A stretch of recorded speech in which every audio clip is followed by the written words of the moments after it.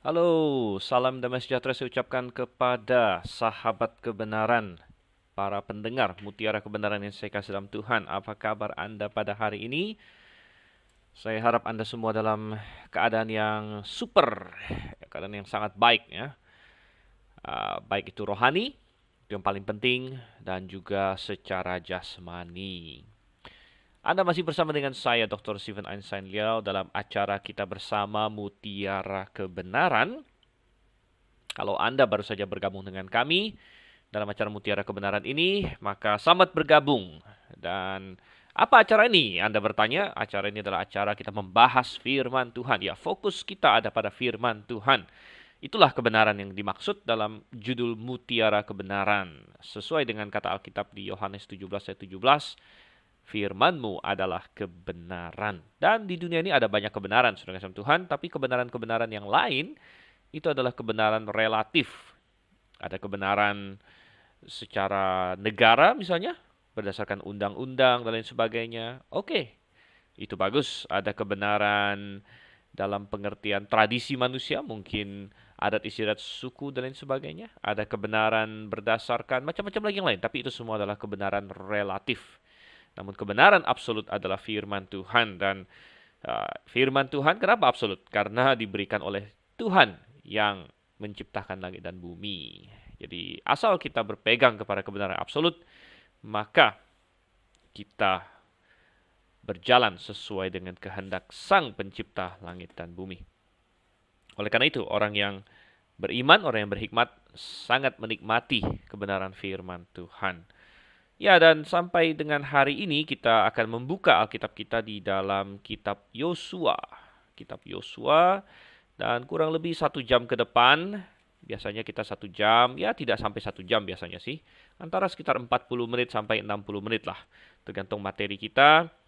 Dan kadang-kadang ada lebih, kadang-kadang lebih dari 1 jam, tapi itu jarang-jarang ya. Biasanya 50-an menit, ada yang kadang-kadang kalau pendek 40-an menit. Dan hari ini kita akan membahas satu perikop yang tidak terlalu panjang. Kita sudah sampai di dalam Yosua pasalnya yang ke-16.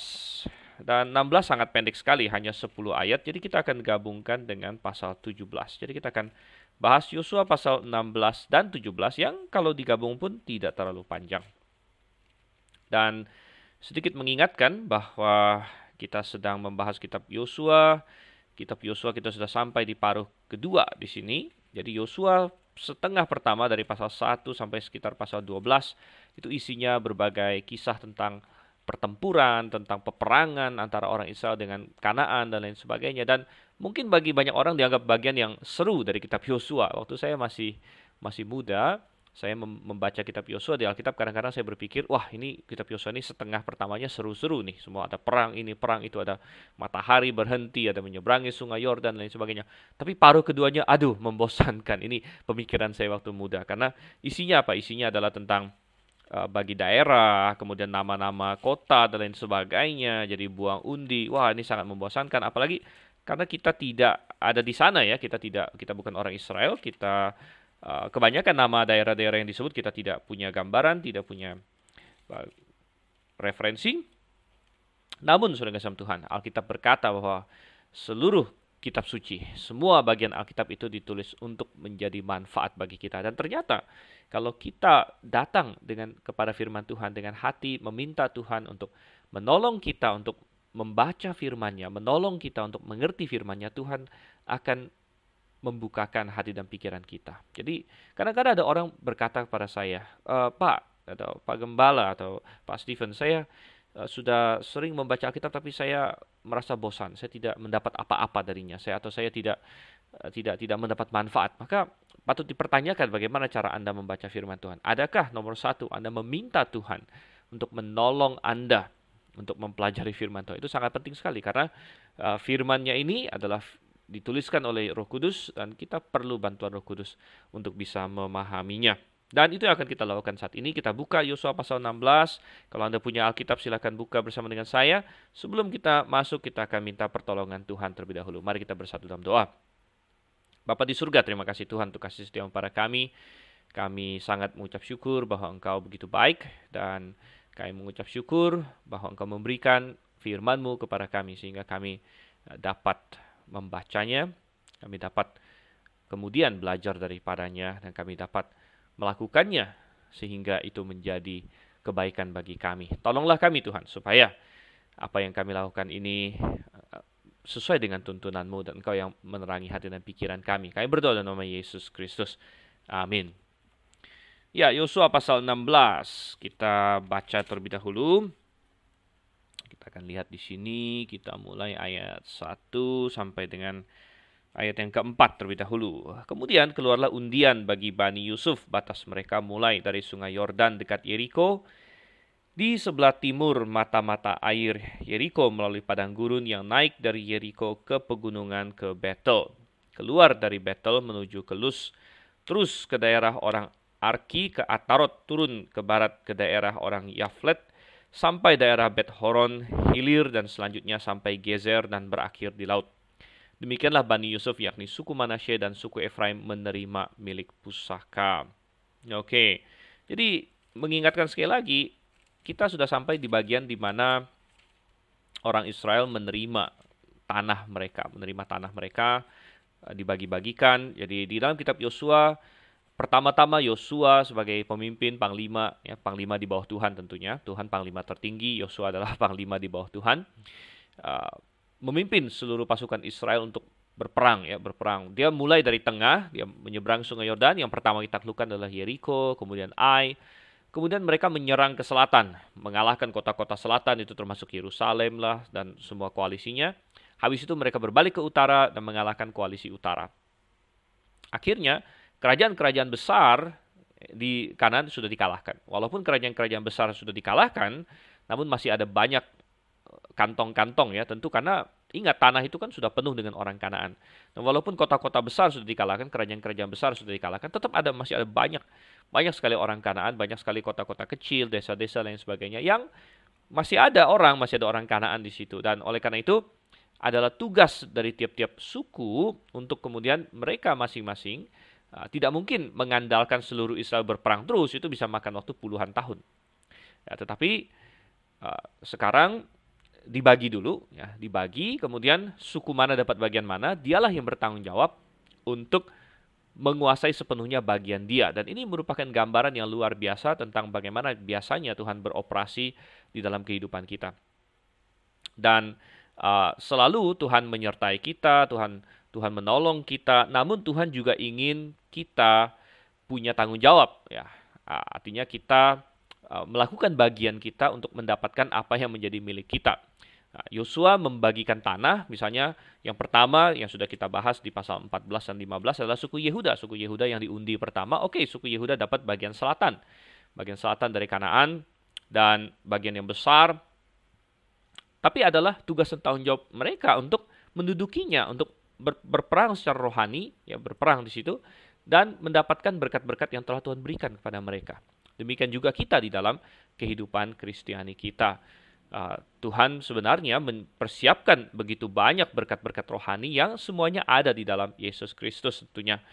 Kalau Anda sudah percaya kepada Yesus Kristus, Anda berada di dalam Yesus Kristus, maka ada banyak sekali berkat rohani yang indah yang menjadi milik Anda. Gitu. Namun, Anda perlu meraihnya, Anda perlu mendapatkannya, dan seringkali itu memerlukan pertempuran rohani. Pertempuran rohani melawan apa? Melawan kedagingan kita misalnya. Kedagingan kita cenderung mau melakukan dosa, dan kalau kita ikutin kedagingan kita akan kehilangan berkat-berkat Tuhan. Kita kehilangan sukacita kita kehilangan damai sejahtera kita. Kita karena dosa mungkin kita terkena berbagai dampak negatif, ya. Kita bisa kena penyakit, kita bisa kena mara bahaya dan lain sebagainya. Ya, Alkitab berkata misalnya karena ingin menjadi kaya, banyak orang yang jatuh ke dalam berbagai-bagai pencobaan dan lain sebagainya. Berperang melawan daging kita, berperang melawan keduniawian. Ya, dunia ingin membuat kita serupa dengan dia, dunia ingin mengkamirkan kita, dunia ingin membuat kita menyimpang dari panggilan kita sebagai orang-orang kudus. Dan kita kena pressure, ada peer pressure, ada world pressure, ya, jadi tekanan dunia ke atas diri kita untuk menjadi serupa. Itu adalah peperangan rohani yang perlu kita lakukan untuk kita bisa menikmati bagian yang sebenarnya Tuhan sudah tentukan bagi kita, ya. Jadi di dalam Kristus kita ada banyak sekali berkat yang sudah tersedia bagi kita. Hanya saja akankah kita menikmatinya, gitu kan? Orang Israel sudah masuk ke tanah Kanaan. Saya sudah berulang kali mengatakan bahwa Kanaan adalah simbol dari keselamatan. Simbol dari keselamatan. Di dalam keselamatan, ya, kalau Anda sudah diselamatkan, Anda sudah masuk ke dalam Kanaan begitu. Tapi di dalam Kanaan sendiri, Anda seberapa menikmati Kanaan itu? Seberapa Anda menikmati keselamatan itu tergantung kehidupan iman Anda begitu. Oke, dan sudah kita melihat tentang Bani Yehuda, sekarang ini kita melihat Bani Efraim yang tadi kita baca di pasal 16 ayat 1 sampai dengan ayat yang keempat. Dan bukan Efraim ya, Yusuf, sorry. Maksudnya, nanti Efraim ada di dalam Yusuf. Jadi keluarlah undian bagi Bani Yusuf. Dan Yusuf ini sangat menarik sekali. Yusuf adalah anak favoritnya Yakub kalau kita masih ingat. Ya, dia adalah anak yang lahir dari Rahel. Dan menjadi anak favorit Yakub. Nah, mungkin kita bisa mengkritik bahwa Yakub main favorit-favoritan. Dan dalam perspektif tertentu Yakub memang salah. Namun dalam perspektif yang lain, memang Yusuf adalah anak terbaik yang dimiliki oleh Yakub begitu dari segi karakter, dari segi kemampuan dan lain sebagainya. Yusuf adalah the best memang di antara saudara-saudaranya. Oleh karena itu, mungkin dari sisi kemanusiaan tidak heran juga bahwa Yakub begitu mengasihi dia. Kalau kita melihat dari temperamennya, dari karakternya, ya Yusuf sangat luar biasa dibandingkan saudara-saudaranya. Nah, saudara-saudaranya bahkan banyak yang jahat waktu itu. Ya, waktu mereka masih muda, mereka jahat, mereka penuh dengan kekerasan. Kita ingat ya, Lewi, Sibeon, ya, penuh dengan dendam dan lain sebagainya, penuh dengan saling iri dan lain sebagainya. Yusuf sebaliknya adalah seorang yang sangat baik begitu, sangat baik. Dia karakternya luar biasa, seorang yang jujur, kita tahu. Seorang yang melawan godaan, ya, jadi sangat luar biasa. Seorang yang percaya kepada Tuhan. Jadi tidak heran boleh dibilang di satu sisi bahwa Yakub sangat memfavoritkan Yusuf ya. Tetapi akhirnya ya kita tidak akan bahas semua sejarahnya bagaimana dia ditangkap saudaranya, dijual, kemudian dia menjadi pemimpin di Mesir. Saya anggap Anda sudah tahu semua itu. Tapi setelah akhirnya Yakub pergi ke Mesir dan akhirnya dia mau mati, dia memberkati anak-anaknya, dia mengangkat Yusuf menjadi anak sulung. Mengangkat Yusuf menjadi anak sulung, dan ini dia lakukan dengan cara membagi Yusuf menjadi dua suku, yaitu cucunya Yakub, yaitu anaknya Yusuf, yaitu Manasye dan Efraim, itu diangkat menjadi suku begitu, sehingga karena tradisi waktu itu adalah anak yang dianggap sulung dapat warisan 2 kali lipat. Artinya 2 porsi dibandingkan semua anak yang lain dapat 1 porsi. Anak sulung dapat 2 porsi, itu untuk melambangkan dialah penerus bapaknya.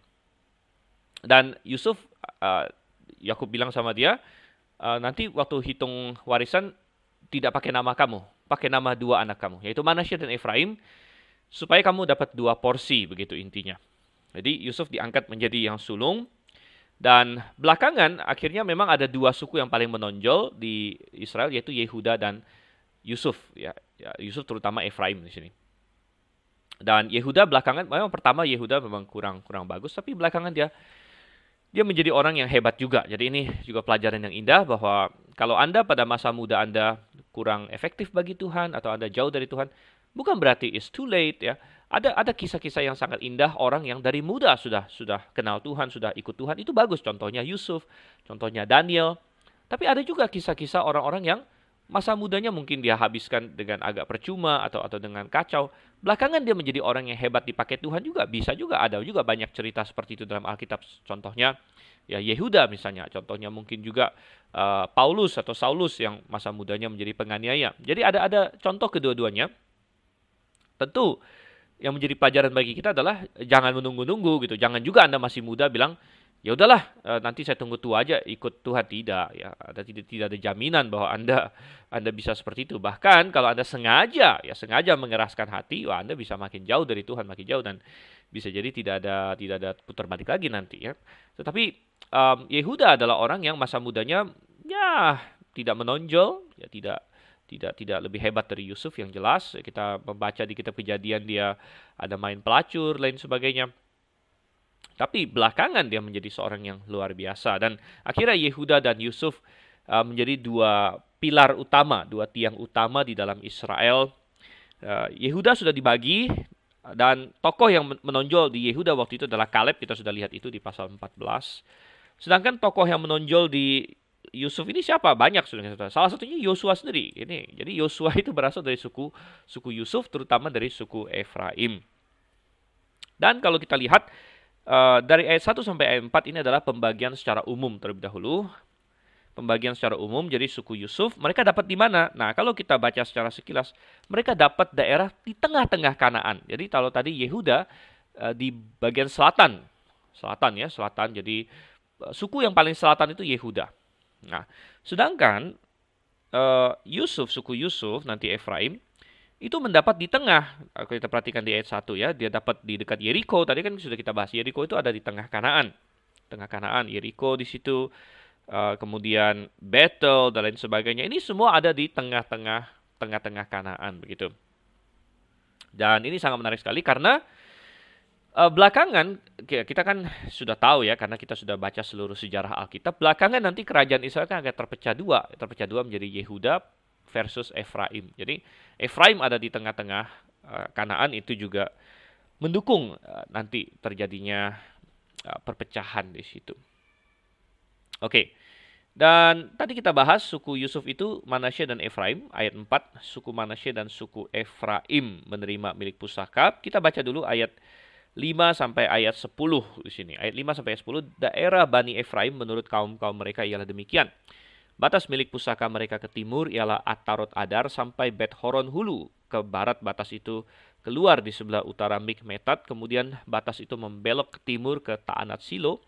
Dan dari sana terus sampai ke sebelah timur Yanoah. Turun dari Yanoah ke Atarot dan Naharat menyinggung daerah Yeriko dan keluar ke sungai Yordan. Dari Tapua batas itu terus ke barat ke sungai Kana dan berakhir ke laut. Itulah milik pusaka suku Bani Efraim menurut kaum-kaum mereka. Selanjutnya bagi Bani Efraim ditentukan kota-kota terpisah di tengah-tengah milik pusaka Bani Manasye, segala kota itu dengan desa-desanya. Tetapi orang Kanaan yang diam di Gezer tidaklah dihalau mereka. Jadi orang Kanaan itu masih tetap tinggal di tengah-tengah suku Efraim sampai sekarang, tetapi menjadi budak Rodi. Iya, suku Efraim. Jadi menarik bahwa Efraim disebut duluan dan diundikan duluan di sini. Walaupun sebenarnya Manasye adalah yang sulung. Manasye adalah anak sulung dari Yusuf. Dan Manasye sendiri punya arti yang menarik karena waktu Yusuf melahirkan atau memiliki anak pertama, dia kasih nama Manasye yang artinya Tuhan telah membuat aku lupa akan penderitaanku, telah membuat aku lupa akan rumah ayahku, gitu ya. Sangat menarik. Kemudian anak kedua lahir Efraim. Dan Efraim artinya adalah Tuhan telah membuat aku berkembang biak atau memberkati aku ya, telah membuat aku makmur lah, membuat aku sukses gitu.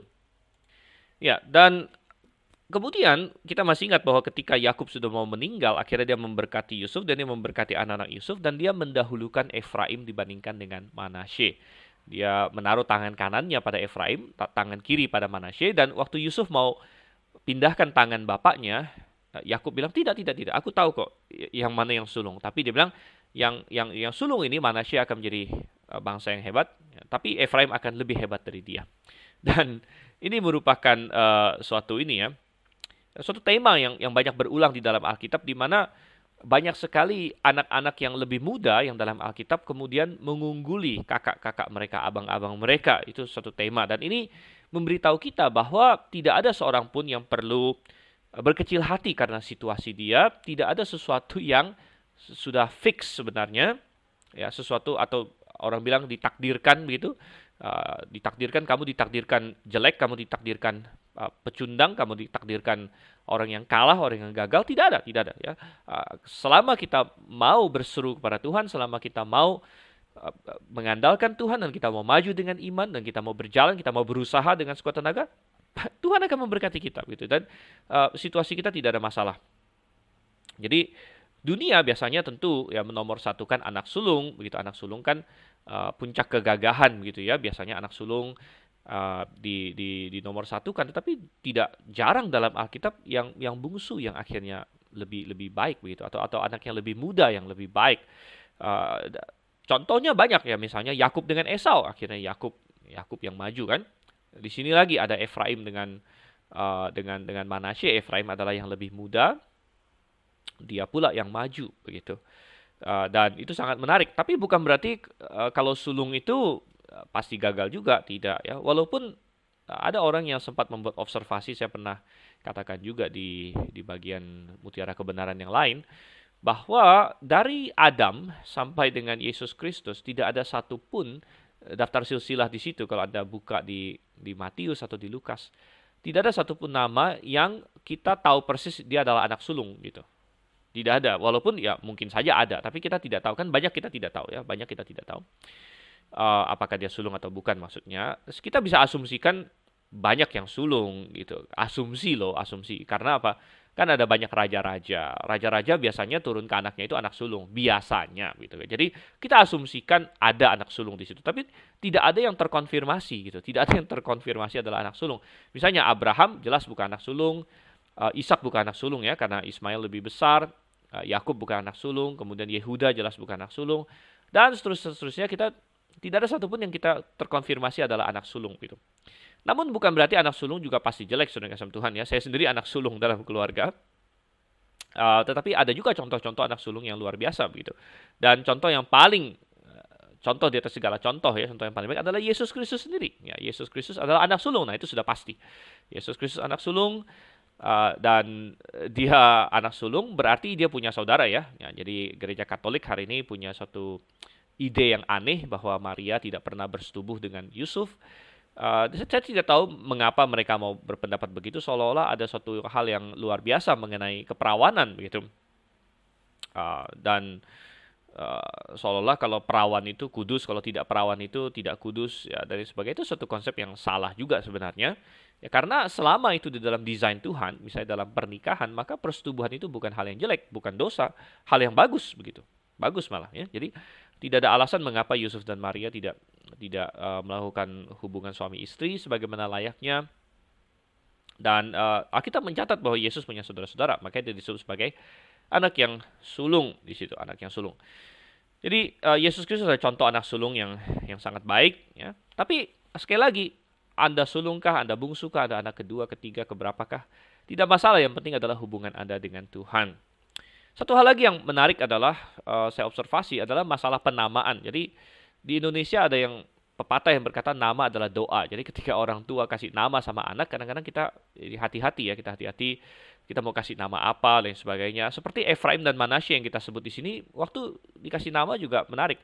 Nah, tadi sudah kita singgung, Manasye dikasih nama Tuhan telah membuat aku lupa akan rumah bapakku. Maksudnya, karena Manasye anak pertama, jadi Yusuf itu masih teringat-ingat akan penderitaan dia gitu, tapi justru dilupakan dengan adanya anak pertama. Tapi ketika dia Efraim ya, ketika dia lahir Efraim bagi dia kasih nama Efraim, artinya Tuhan telah membuat aku punya anak atau istilahnya berbuah ya, atau berbuah atau menjadi makmur.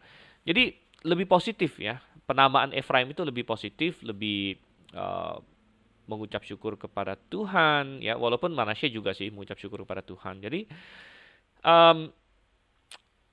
dan menarik bahwa nama yang bagus inilah yang akhirnya Efraim juga yang dipakai oleh Tuhan begitu.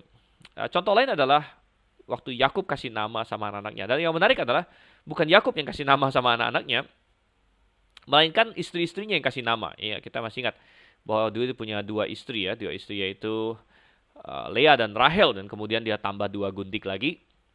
Dan waktu lahir anak, yang kasih nama bukan Yakub tapi Lea dan Rahel. Tapi sangat menarik sekali karena mereka bersaing, Lea dan Rahel ini. Waktu Lea melahirkan anak, banyak nama anak-anaknya itu pertama-tama itu nadanya nada persaingan ya. Misalnya Ruben, wah Ruben artinya lihat seorang putra, katanya. Wah maksudnya lihat nih, gue udah punya putra, lu belum, gitu kan? Bersaing dengan Rahel begitu. Kemudian yang kedua Simeon, wah dia bilang Tuhan telah mendengar kesengsaraanku, katanya ya. Jadi fokusnya masih kepada dirinya sendiri di situ. Kemudian Lewi artinya dia bilang suamiku akan nempel dengan aku, karena Lewi itu artinya nempel atau dekat gitu ya, dekat dengan aku. Jadi suamiku bakal nempel nih dengan aku gitu.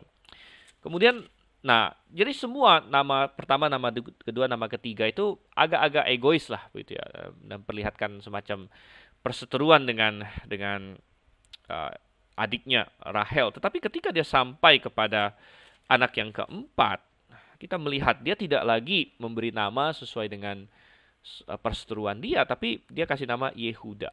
Yehuda artinya memuji Tuhan atau pujian bagi Tuhan. Ya, dan dia berkata, sekali ini aku akan bersyukur kepada Tuhan.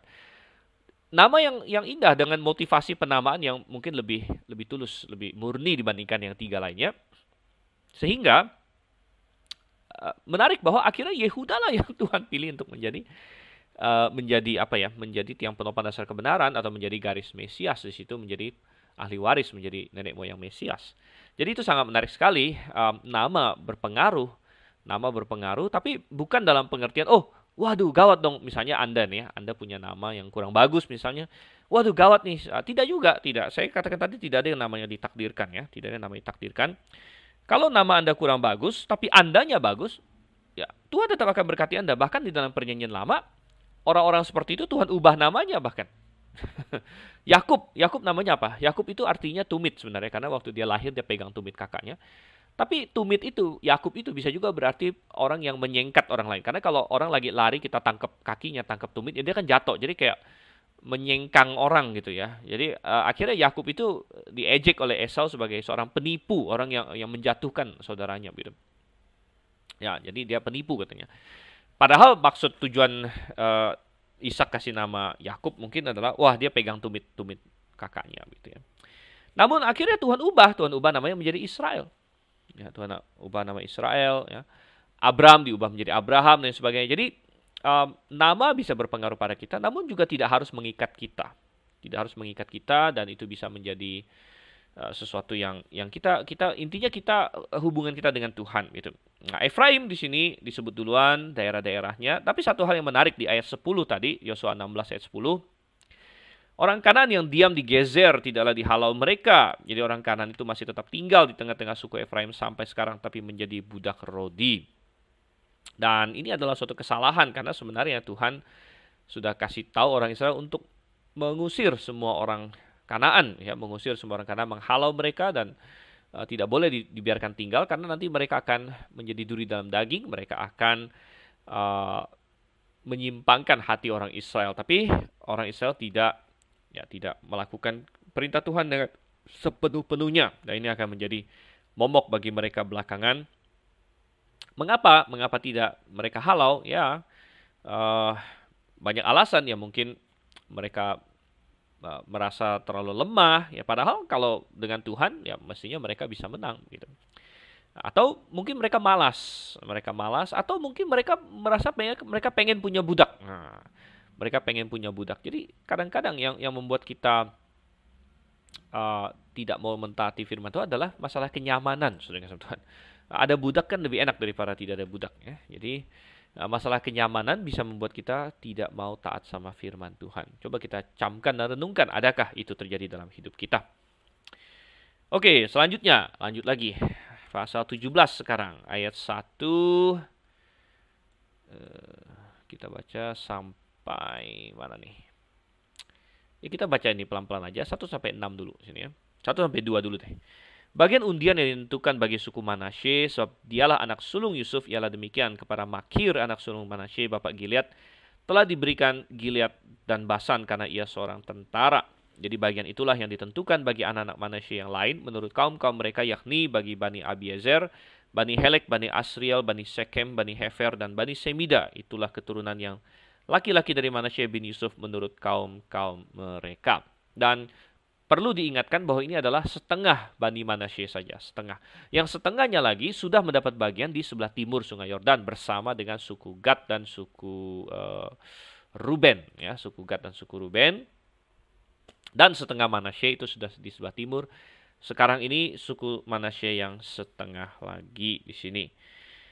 Oke, dan kita lanjut lagi ayat 3 sampai ayat 6. Tetapi Zelafehat bin Hefer bin Gilead bin Makir bin Manasye tidak mempunyai anak laki-laki, tetapi hanya anak perempuan. Inilah nama anak-anaknya itu, Mahla, Noah, Hogla, Milka, dan Tirza.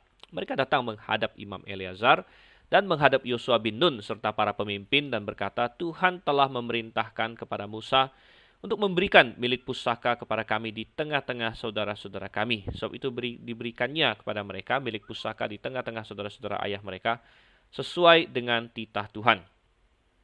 Demikianlah kepada suku Manasye jatuh 10 bidang tanah selain dari tanah Gilead dan Basan yang di seberang Yordan.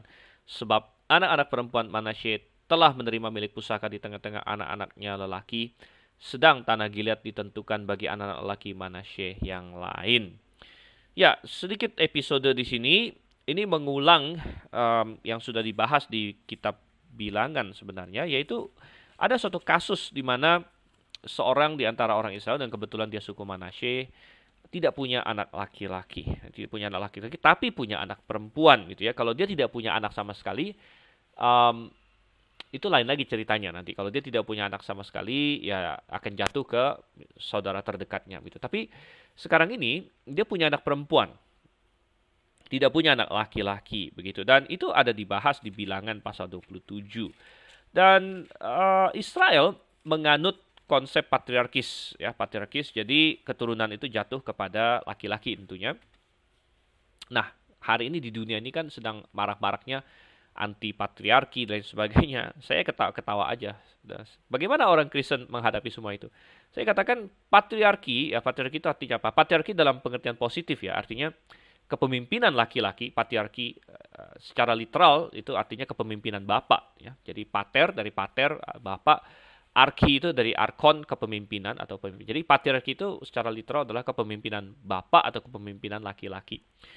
Itu adalah hal yang alkitabiah begitu. Jadi Tuhan menciptakan dunia yang patriarkis dalam pengertian yang positif. Karena Adam diciptakan sebagai kepala Hawa begitu ya. Nah, apakah manusia ada menyalahgunakan ini? Ya, tentu ada. Ada juga saat-saat di mana laki-laki bertindak tidak benar dan sebagainya, tetapi solusinya bukanlah menghilangkan patriarki, bukanlah ya seperti yang ingin dilakukan hari ini, laki-laki dianggap direndahkan gitu. Laki-laki direndahkan, rumah tangga tidak lagi dipimpin suami. Nah, dan banyak orang Kristen termakan oleh racun ini sebenarnya. Ini racun feminisme. Sehingga banyak keluarga Kristen sekarang yang tidak ada pemimpin gitu, atau bahkan lebih parah, istrinya jadi pemimpin. Wah, istri jadi pemimpin, dan itu semacam dijadikan lelucon ya. Jadi wah, suami takut istri katanya. Suami takut istri. Wah, kayak seru, kayak hal yang dibanggakan, kayak wah bagus nih suami takut istri dan sebagainya. Tapi sebenarnya ini adalah kekacauan, dan seorang wanita yang mendapat suami yang takut akan dia, seorang wanita yang mau mendominasi suaminya, akan senang jangka pendek dia senang karena wah dia bisa mendominasi suaminya dan sebagainya. Namun sebenarnya dalam lubuk hatinya yang paling dalam dan di dalam jiwa dia sebenarnya sebenarnya tidak puas gitu ya, tidak puas kok suami saya tidak mampu ini memimpin dan menjadi kepala keluarga yang baik sebenarnya. Karena sebenarnya desain Tuhan itu sudah the best ya, karena Tuhan yang menciptakan manusia. Jadi patriarki dalam sisi positifnya, yaitu sebagaimana di dalam Alkitab, itu adalah hal yang sangat bagus, dan memang Tuhan menciptakan dunia sebenarnya didesain untuk patriarki. Artinya seorang wanita tidak direndahkan, ya justru wanita disayang begitu. Ketika seorang anak perempuan ada di rumah bapaknya, disayang oleh bapaknya. Dan ketika seorang perempuan menikah, dia disayang oleh suaminya begitu. Dan mengapa seorang perempuan tidak mendapat milik pusaka di Israel? Karena dia akan bergabung dengan suaminya begitu. Dia akan mendapatkan milik pusaka suaminya, karena ketika seorang istri menikah dengan seorang suami, maka dia masuk di situ dan dia menjadi penolong suaminya, dan semua milik suaminya adalah milik dia juga sebenarnya. Itu adalah apa yang Alkitab ajarkan gitu. Jadi seorang wanita normalnya tidak memerlukan milik pusaka, itu tidak memerlukan milik pusaka, karena dia akan menikah. Lalu mungkin ada bertanya, bagaimana kalau seorang wanita yang tidak menikah, misalnya tidak bisa menikah atau sebagainya? Ya, ada keluarganya yang bisa take care dia begitu. Keluarganya yang bisa take care dia, ya, saudaranya kah, bapaknya kah, dan sebagainya ya. Jadi tidak masalah. Nah, namun dalam kasus yang muncul di sini ada seorang Israel, orang Manasye yang tidak punya anak laki-laki, semuanya punya anak perempuan. Lalu dia akan meninggal ya. Jadi disebut di sini anak-anak Zelafehat di sini, anak Zelafehat, dan anak-anak perempuannya merasa begini, loh, ini kan bapak kami gitu kan. Bapak kami ini tanah kami dari kami muda kami sudah nikmatin. Bapak kami meninggal karena kami bukan laki-laki, tanahnya nggak bisa kami warisi. Gimana? Tanahnya akan dibagi-bagi ke orang lain kalau begitu. Nah, lalu mereka tanya Musa gimana. Dan di Bilangan pasal 27, Tuhan juga kasih perintah bahwa untuk kasus seperti ini anak-anak perempuan boleh mendapatkan milik pusaka. Jadi Tuhan sama sekali tidak anti perempuan. Tuhan sangat membela perempuan juga begitu. Tapi Tuhan tahu bagaimana perempuan bisa paling bahagia sebenarnya.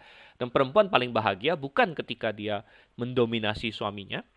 Ya, perempuan tidak bahagia seperti itu. Bahkan kalau Anda ada banyak penelitian psikologi yang berkata wanita di tahun 2020 ini karena saya merekam ini tahun 2020 atau katakanlah lebih luas lagi, wanita di akhir abad 20 dan abad 21 ini ditanya indeks kebahagiaan mereka jauh lebih kecil dibandingkan indeks kebahagiaan persentase wanita yang merasa bahagia gitu ya di katakanlah abad 19 atau awal abad 20 ketika di dunia barat dan di dunia timur ya masih gender role itu masih jelas gitu ya, suami sebagai kepala rumah tangga, sebagai pencari nafkah ya, dan istri di rumah mengurus rumah tangga, kemudian membesarkan anak-anak, dan yang mungkin bagi wanita sekarang dianggap waduh opresif dan wah terkekang nih gue jadi ibu rumah tangga semuanya. Jadi sudah dicekokin gitu pemikiran wanita sekarang bahwa itu adalah hidup yang sengsara menurut mereka. Tapi survei membuktikan begitu ya bahwa ternyata persentase wanita yang merasa bahagia di zaman itu di mana wanita memainkan peran-peran wanita tradisional jauh lebih tinggi dibandingkan dengan kebahagiaan wanita di zaman sekarang yang wanita-wanita super, penuh dengan wanita-wanita dalam tanda kutip super kan, mau menjadi pebisnis, mau menjadi direktur, mau menjadi manajer sekaligus ibu rumah tangga, sekaligus jadi segala macam. Akhirnya tidak ada kebahagiaan juga begitu.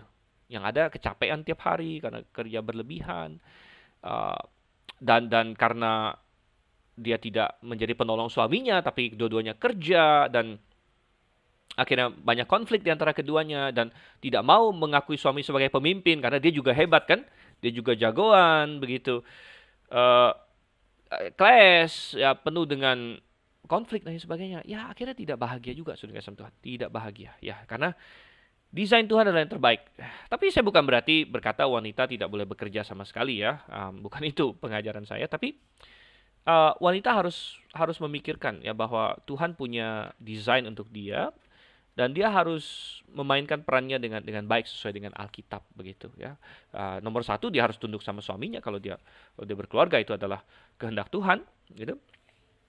Dan dia harus memikirkan bahwa kebahagiaan itu bukan ada pada hal eksternal, tapi kepada hubungan dia dengan Tuhan. Jadi anak-anak perempuan Zelafehat di sini mereka mendapatkan milik pusaka. Jadi Tuhan kasih mereka, oke, nggak masalah, ya nggak masalah. Tapi kemudian muncul masalah lain karena kalau misalnya mereka dapat tanah, oke, lalu kalau mereka menikah, maka tanah mereka itu akan jadi milik suami mereka juga, gitu. Nah, kalau mereka menikah di luar suku Manasye, repot karena tanah Manasye akan berkurang, artinya masuk ke tanah negeri lain. Nah, ini juga muncul di kitab Bilangan, akhirnya diselesaikan juga oleh Musa di Bilangan 36, di mana akhirnya Tuhan bilang, kalau seorang perempuan yang mendapat milik pusaka karena misalnya bapaknya tidak punya anak laki dan lain sebagainya, kalau seorang wanita punya milik pusaka, maka dia tidak boleh menikah di luar dari suku bapaknya. Jadi ya ada batasannya gitu. Kalau kamu mau dapat milik pusaka, kamu tidak boleh menikah di luar dari suku bapak kamu, karena Tuhan bilang dari suku ke suku tanah itu tidak boleh beralih ya, harus tetap pada suku itu. Oke, kemudian kita lihat lagi di sini. Lanjut ya, ayat 7 sampai 13 begitu di sini. Jadi batas daerah Manasye ialah dari Asher ke Mikmetat yang di sebelah timur Sikem, kemudian batas itu terus ke selatan ke daerah penduduk En Tapuah. Tanah Tapuah adalah kepunyaan suku Manasye, tetapi kota Tapuah dekat batas daerah Manasye adalah kepunyaan Bani Efraim. Kemudian batas itu turun ke sungai Kana, ke sebelah selatan sungai itu. Kota-kota di sana adalah kepunyaan suku Efraim, sekalipun di tengah-tengah kota-kota suku Manasye. Selanjutnya batas daerah Manasye itu lewat dari sebelah utara sungai itu dan berakhir ke laut. Ke selatan daerah itu kepunyaan suku Efraim, dan ke utara kepunyaan suku Manasye. Batasnya ialah laut di sebelah utara batas daerah itu menyinggung daerah Asher, di sebelah timur menyinggung daerah Isakar. Tapi di daerah Isakar dan Asher ada juga kepunyaan suku Manasye, yakni Bet-Sean dengan segala anak kotanya, Yibleam dengan segala anak kotanya, penduduk Dor dengan segala anak kotanya, penduduk Endor dengan segala anak kotanya, penduduk Taanak dengan segala anak kotanya, dan penduduk Megido dengan segala anak kotanya, yakni ketiga daerah bukit itu. Tetapi Bani Manasye tidak dapat menduduki kota-kota itu, sebab orang Kanaan berhasil untuk tetap diam di negeri itu. Setelah orang Israel menjadi kuat, orang Kanaan itu dibuatnya menjadi orang Rodi, tetapi tidaklah sama sekali mereka itu dihalaunya. Jadi kembali didetailkan di sini, daerah-daerahnya, kota-kotanya disebut. Kita hari ini, ya kebanyakan orang, kecuali Anda arkeolog atau mungkin Anda pemerhati peta Kanaan, ya mungkin tidak terlalu familiar dengan nama-nama ini. Namun tentu mereka sangat familiar dengan ini. Tapi yang saya ingin garis bawahi adalah sama seperti Efraim, ada daerah Gezer tadi yang tidak mereka halau. Manasye juga ada beberapa daerah yang tidak mereka halau di sini, dan ini adalah suatu kesalahan, ya, suatu kesalahan. Jadi ada hal-hal yang Tuhan ingin kita lakukan yang tidak kita lakukan. Ada tanah yang Tuhan kasih tapi kita tidak mau ambil, begitulah. Ada berkat yang Tuhan sediakan pada kita tapi kita tidak mau ambil. Kenapa? Kenapa? Tadi sudah kita singgung sedikit, mungkin karena masalah kenyamanan. Ya, masalah kenyamanan, atau ya mereka sudah malas berperang. Jadi kadang-kadang kita melanggar firman Tuhan, kita tidak mendapat apa yang seharusnya. Nomor satu, karena kita lebih mengasihi perdamaian dibandingkan kebenaran. Nah ini, saya yakin orang yang normal rata-rata semua cinta damai. Saya sendiri termasuk orang yang sangat cinta damai. Saya tidak suka konflik dan lain sebagainya. Saya orang yang pemalu, dulunya pemalu, dan tapi saudara kasih Tuhan, saya belajar bahwa kadang-kadang memang ada pertempuran yang harus dilakukan. Ada pertempuran yang harus dilakukan. Ya, artinya ada prinsip-prinsip yang kita tidak bisa menyerah begitu. Nah, dan ini kalau kita bicara mengenai prinsip firman Tuhan, kadang-kadang kita harus bertempur secara rohani. Dan kadang-kadang kita ada orang yang terlalu aduh saya sudah tidak mau berperang lagi, tidak mau berjuang lagi. Dan oke, saya tidak usah ngomong masalah fisik lah ya, perang kemerdekaan, perang apa, kita tinggalkan itu karena kita ranah rohani di sini. Kita bicara mengenai pertempuran rohani, pertempuran doktrinal, pertempuran ini. Banyak sekali hamba-hamba Tuhan yang akhirnya malas mengajarkan berbagai kebenaran firman Tuhan karena akan konflik dengan jemaatnya mungkin. Ya, konflik dengan jemaatnya. Ada pengajaran-pengajaran yang keras, memang keras. Nah, tentu kita harus tahap bertahap ya, artinya orang Kristen baru ya kita nggak langsung kasih makanan keras. Tapi saudara kasih Tuhan, kalau doktrin-doktrin keras ini nggak pernah diajarkan sama sekali, ya jemaat juga nggak pernah bertumbuh begitu. Kadang-kadang dalam pelayanan saya juga berpikir ada banyak doktrin-doktrin yang keras, yang tapi harus diajarkan. Seperti yang tadi saya sebut tadi, masalah peran wanita dengan laki-laki yang tadi kita bahas ya beberapa menit yang lalu. Mengenai laki-laki suami harus menjadi kepala rumah tangga, ini sudah dianggap keras oleh banyak orang begitu. Kalau saya khotbahkan di gereja dan lain sebagainya, mungkin ada sebagian keluarga dalam tanda kutip modern ya, keluarga yang istrinya dominan yang akan marah dia.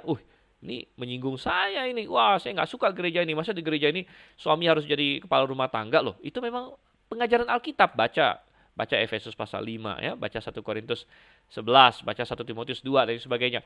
Alkitab mengajarkan bahwa suami harus menjadi kepala rumah tangga begitu. Nah, ini mungkin dianggap pengajaran keras. Dan ada banyak hamba Tuhan mungkin, gembala sidang yang malas berperang gitu. Jadi aduh, daripada ribut gitu kan, udah nggak usah dikhotbahin lah masalah ini. Nanti gue ribut lagi sama jemaat gue, atau jemaat ada yang hilang, ada yang pergi lain sebagainya. Jadi akhirnya lebih mencintai damai dalam tanda kutip ya, daripada melaksanakan firman Tuhan seperti yang dilakukan oleh orang Israel di sini ya. Nah, jadi mereka ya udahlah, toh dengan adanya orang Kanaan ini kita dapat budak juga kok ya, toh ada manfaatnya juga bagi kita gitu. Jadi pembenaran demi pembenaran bisa dicari begitu ya. Jadi ada banyak hal-hal yang memang kadang-kadang kita berpikir wah, tapi demi kebenaran. Masalah musik lagi ya, di gereja kita di GBIA Grafik kita tegas menekankan musik ya. Jangan, orang Kristen jangan mendengarkan musik-musik duniawi, apalagi di gereja memakai musik-musik duniawi begitu. Apa itu? Rock and roll ya, dan segala turunannya ya, nge-rap, ngedangdut. Boleh nggak orang Kristen dengar dangdut? Jangan, sudah, tidak boleh ya. Wow, Anda bilang, wah kacau sekali, keras sekali. Ya, karena musik dangdut itu didesain untuk membangkitkan hawa nafsu begitu. Nah itu bukan hal yang Kristiani. Apalagi kalau dijadikan lagu Kristen. Ada yang bilang, wah kita masukkan aja lagu gereja. Kata-katanya Kristen, gayanya dangdut. Itu adalah kekejian bagi Tuhan. Nah ini topik yang gampang nggak dikhotbahkan? Tidak gampang kalau kita mau mengajarkannya perang seolah-olah. Perang, ada banyak orang tersinggung, banyak orang yang marah gitu. Wah, dari pihak gereja ini, gereja itu, marah, ya, dan sebagainya. Ya, macam-macam. Saya juga pernah mengkhotbahkan masalah perbedaan pakaian wanita dengan laki-laki. Nah, Alkitab mengajarkan nih, laki-laki harus punya pakaian yang beda dengan perempuan. Perempuan punya pakaian yang beda dengan laki-laki. Oh, itu juga bisa menimbulkan perang itu. Banyak wanita marah-marah nanti. Wah, saya tidak diperbolehkan pakai celana di gereja dan lain sebagainya. Katanya, gitu kan? Padahal kita hanya ingin berkata bahwa Tuhan ingin laki-laki dan wanita berbeda. Rambut juga berbeda. Nah, ini orang bisa marah lagi karena 1 Korintus 11, Anda baca 1 Korintus 11. Tuhan bilang, rambut panjang pada perempuan itu kemuliaan. Rambut panjang pada laki-laki kehinaan. Jadi laki-laki rambut pendek, wanita rambut panjang. Nah ini ada laki-laki gondrong marah mungkin. Ada perempuan yang rambutnya dicepakin kayak laki, marah juga bisa. Jadi ini adalah peperangan-peperangan saudara kasih Tuhan. Tapi kita bilang ini peperangan rohani. Ini kita mau mengumandangkan firman Tuhan. Kita mau melakukannya dengan lemah lembut. Ya, kita mau melakukannya dengan setulus hati. Kita mau mengajarkan kebenaran firman Tuhan. Ya, itu adalah tugas dan tanggung jawab kita sebagai hamba Tuhan. Gitu. Jangan seperti orang Israel yang di sini akhirnya lebih mencintai kedamaian, kenyamanan daripada melakukan perintah Tuhan. Oke, kita sampai kepada bagian terakhir 14-18. Berkatalah Bani Yusuf pada Yosua, demikian mengapa engkau memberikan kepadaku hanya satu bagian undian dan satu bidang tanah saja menjadi milik pusaka. Padahal aku ini bangsa yang banyak jumlahnya, karena Tuhan sampai sekarang memberkati aku. Jawab Yosua pada mereka, kalau engkau bangsa yang banyak jumlahnya, pergilah ke hutan dan bukalah tanah bagimu di sana di negeri orang Feris dan orang Refaim, jika pegunungan Efraim terlalu sesak bagimu. Kemudian berkatalah Bani Yusuf, pegunungan itu tidak cukup bagi kami, dan semua orang Kanaan yang diam di dataran itu mempunyai kereta besi, baik yang diam di Bet-Sean dengan segala anak kotanya maupun yang diam di lembah Yisrael. Lalu berkatalah Yosua kepada keturunan Yusuf, kepada suku Efraim dan suku Manasye, engkau ini bangsa yang banyak jumlahnya dan mempunyai kekuatan yang besar, tidak hanya satu bagian undian ditentukan bagimu, tetapi pegunungan itu akan ditentukan bagimu juga, dan karena tanah itu hutan, haruslah kamu membukanya. Kamu akan memilikinya sampai kepada ujung-ujungnya, sebab kamu akan menghalau orang kanan itu, sekalipun mereka mempunyai kereta besi dan sekalipun mereka kuat. Oke, jadi satu episode yang menarik, Bani Yusuf protes pada Yosua di sini karena mereka merasa mendapat bagian yang tidak adil begitu. Jadi bagian mereka kecil. Dan Yosua tadi sudah kita singgung, Yosua itu dari suku Efraim sendiri. Yosua itu orang Efraim. Jadi mungkin Bani Efraim berpikir, wah kamu ini kan suku kami, mestinya kasih kami lebih. Tapi Yosua menunjukkan diri sebagai hamba Tuhan yang luar biasa. Dia tidak menunjukkan favoritisme. Dia tidak membela sukunya sendiri. Dia melaksanakan perintah Tuhan. Ingat, yang suruh dia mengundi ini Tuhan. Nggak mungkin dia ini ya main-main. Nggak mungkin dia mencurangin hasilnya. Karena ini adalah hasil undi begitu. Hasil undi. Dan Yosua menunjukkan sikap seorang pemimpin yang baik. Pemimpin yang baik bukanlah mementingkan kepentingan pribadi, kepentingan kelompok. Kalau Anda melayani Tuhan, Anda menjadi gembala, menjadi penginjil, atau apapun juga lah ya. Jangan pernah melupakan pelajaran ini. Jangan hanya membela pribadi, kelompok, dan sebagainya. Tapi jadilah gembala bagi semua di gereja. Jadilah pemimpin. Ya. Dan ini berlaku juga untuk yang lain. Anda yang mendengar, mungkin ada yang menjadi pemimpin. Pemimpin perusahaan, pemimpin apakah ya. Terapkan prinsip-prinsip Kristiani ya, di dalam tempat Anda berada di situ. Oke, dan kemudian kita lihat lagi di sini. Yusuf bilang di sini, loh kok kami kecil. Dan Yosua kasih tahu mereka sebenarnya nggak kecil gitu, nggak kecil. Sebenarnya daerahnya luas, ya. Tapi mereka punya alasan di sini. Loh, di daerah-daerah itu ada banyak Kanaan yang kuat-kuat yang katanya punya apa? Kereta besi. Nah, Yosua bilang itu salah kamu sendiri intinya ya. Saya sedikit menyimpulkan aja. Yosua seperti bilang, loh itu salah kamu sendiri. Ya, sebenarnya daerah kamu bukan cuma satu bagian ini. Ada banyak daerah. Nah, memang daerah itu sesuai dengan pemikiran manusia lebih sulit ditaklukkan gitu ya. Karena gunung-gunung Ya, bergunung-gunung. Jadi wilayah tengah-tengah Kanaan itu memang wilayah bergunung-gunung. Wilayah bergunung-gunung itu sulit ditaklukkan, ya, karena bisa banyak ada benteng dan lain sebagainya. Dan daerah-daerah yang agak ada padang, ada kereta besi. Tapi Yosua kembali mengingatkan, loh, kamu ini bangsa yang besar, ya. Tuhan kan sudah berkati kamu, katanya. Jadi miliki, ya, serang, halau, dapatkan, begitu. Jadi ini pengajaran yang sangat indah bagi kita. Sekali lagi pengajarannya adalah bahwa, ya, kalau Tuhan beserta kita, siapa lawan kita? Nomor satu, ya. Dan nomor dua, jangan kita komplain sama Tuhan kalau kita tidak mendapatkan berkat-berkat Tuhan yang Tuhan sudah siapkan bagi kita. Tapi kalau kitanya sendiri yang tidak mau percaya sama Tuhan, tidak mau melangkah dengan iman, tidak mau menikmati berkat-berkat Tuhan itu, gitu. Lalu kita jangan komplain sama Tuhan, gitu kan? Jangan komplain sama Tuhan. Tapi kalau kita melangkah dengan iman, ya, kalau kita mengerjakan bagian kita, kita bekerja keras, dan kita mengandalkan Tuhan, niscaya, niscaya Tuhan akan menyertai kita, dan kita akan mendapatkan berkat-berkat Tuhan itu. Jadi kita melihat di sini suatu pelajaran yang sangat-sangat indah dari pembagian tanah dari suku Efraim dan suku Manasye di sini. Walaupun tidak beraplikasi langsung sama kita sih, ya, artinya kita tidak pergi ke Israel sekarang, kita mana nih tanahnya, ya, kita bukan untuk kita, tapi ada banyak pelajaran yang sangat indah di balik semua itu. Mari kita terapkan, kita lakukan dalam hidup kita. Kita berdoa. Bapa di surga, terima kasih Tuhan untuk kasih setiamu pada kami. Kami belajar dari firman-Mu, kami sangat mengucap syukur untuk itu. Ajar kami untuk berjalan bersama dengan Engkau, dan sertailah kami Tuhan dalam segala peperangan rohani kami. Kami berdoa Tuhan dalam nama Yesus Kristus. Amin. Jangan lupa kalau Anda ketinggalan sesi-sesi yang lain, Anda masih bisa mendapatkannya, ya, mendapatkannya melalui podcast, atau Anda ingin MP3, ya, dalam bentuk USB, Anda bisa hubungi kami di GBI Agrave. Anda bisa dapatkan, ya, mutiara kebenaran yang sudah dari Kejadian sampai dengan Yosua hari ini. Sampai bertemu kembali dan Maranatha.